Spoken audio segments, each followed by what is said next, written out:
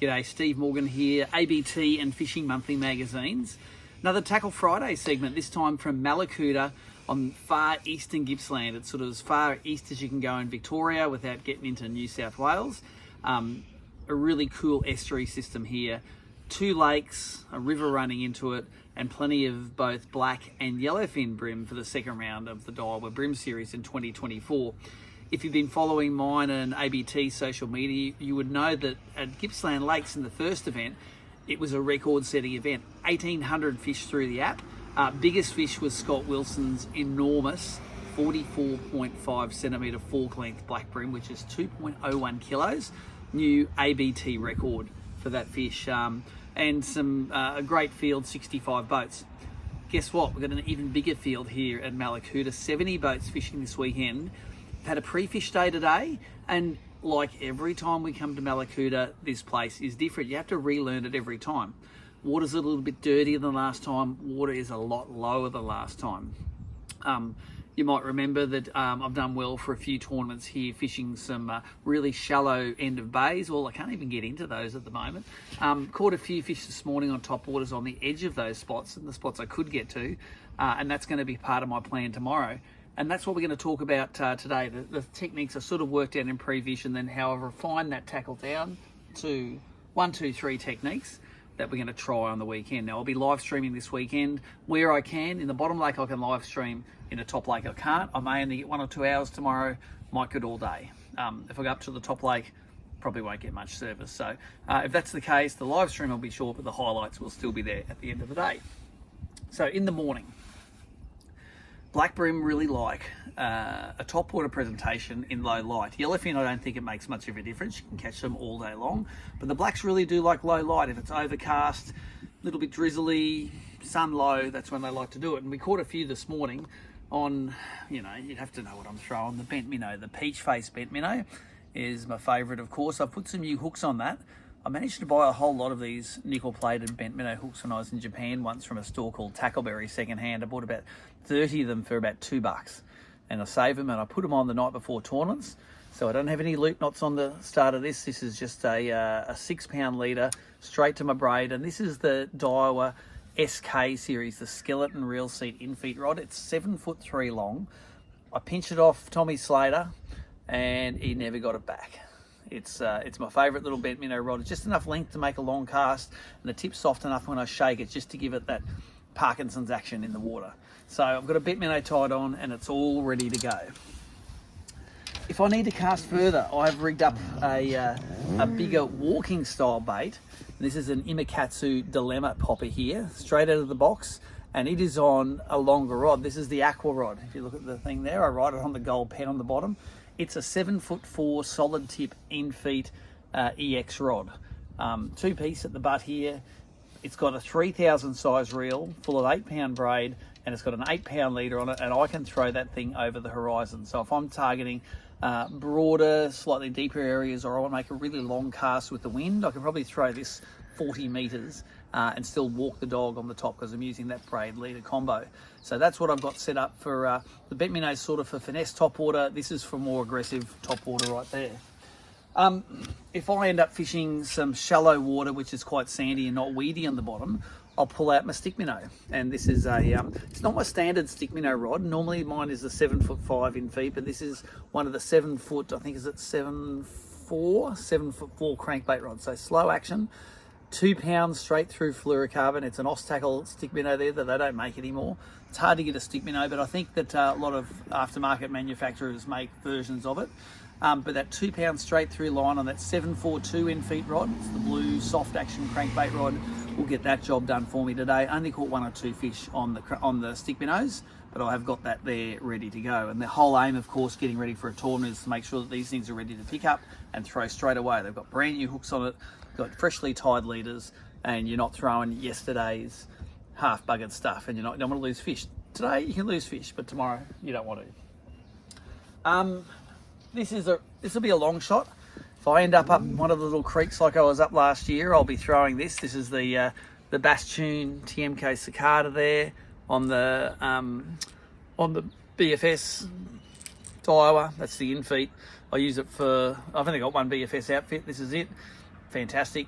I tried this morning to fish little creeks with this, but didn't get the job done. I've got it rigged, it'll go in the boat. This played a lot today. In when it gets calm and clear, you may have seen last year I did really well on these are the old style squidgy flick baits. Fished on, if you look at the hook there, it's just a jig head hook without any lead on it at all. No jig head, no keeper, nothing. It's like I think they call it a mustard Aberdeen. Got about 5 or 6 of them left from my original batch. And I fish these on, this is on 2 and on 3 pound, the slightly larger flick bait, 2 and 3 pound fluorocarbon. If you have fish that are just floating around and they get this real grey colour, they suspend up only about 2 foot under the surface. I got them to eat that today. We got quite a few nice yellowfin doing that, but it was a touchy bite. There wasn't heaps of fish in any one area. You just have to cover the bank to do it. Now, here's a bit of tackle porn for tackle lovers. My brother Tim, I think he used to be sponsored by Squidgy. He gave me this massive box of flick baits here. So here are all the coloured flick baits, including Righty's favourite gold colour there, but there are plenty of natural coloured flick baits there. And here is the remains of my mustard Aberdeen jig head hook box. So there's only a few left in there. Straight through fluorocarbon, bit of scent on them. Got a few here. I don't throw them away. When I've finished with them, I put them back in the box there, and they are sitting there ready to go. So bit of tackle porn there. That should get me through the next 4 or 5 years until I transition to maybe the bait junkie flick or something like for that job. The last rods I have rigged up, and you notice I haven't got any crabs and any mussers tied on at the moment, but I have repurposed my infrared crab rod. And I've done it with some 3 pound straight through dye with fluorocarbon. That's in the pink box. I think it's called the J thread. And it's on that 6'8" crab rod from Dialer. So, and what I've got on it is there's a lot of prawns running in this joint. New Moon at the moment, they're running. So this is the Crush City from Rapala Imposter. And it's rigged on like a 1/16 jig head hook to throw long distances. So this is like a 6'8" rod. And this is a 6'8" rod designed to throw a long way. I'm not going to be giving any action to it. It's a slow roll of that bait, and hopefully the bream think it's a prawn travelling along just under the surface, and they're going to smash it. So I've got the crab rod repurposed now as the imposter rod.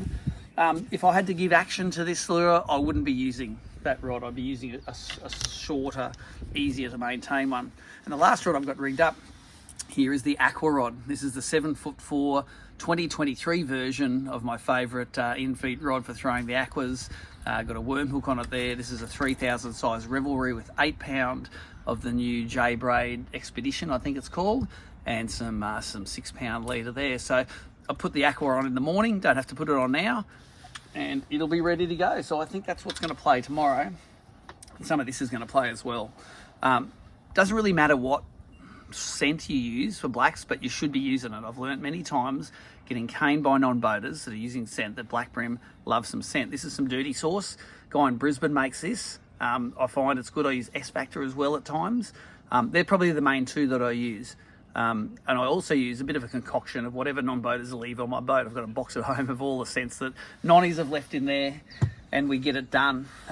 Something else that I want to talk about this afternoon, though, is something I've really loved in this whole Victorian trip, and they're these. These are a new set of Maui Jims that I've got.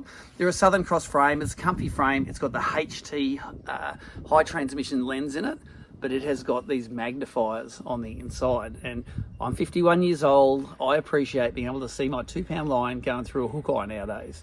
Never had some bifocals before. I can use these, wear them during the day. I can see the fish in the water, and then all I need to do is look downwards to my nose, and man, I'm getting that hook through the line through the hook eye every single time. Now, we've got some loaner Maui Jims at the briefings.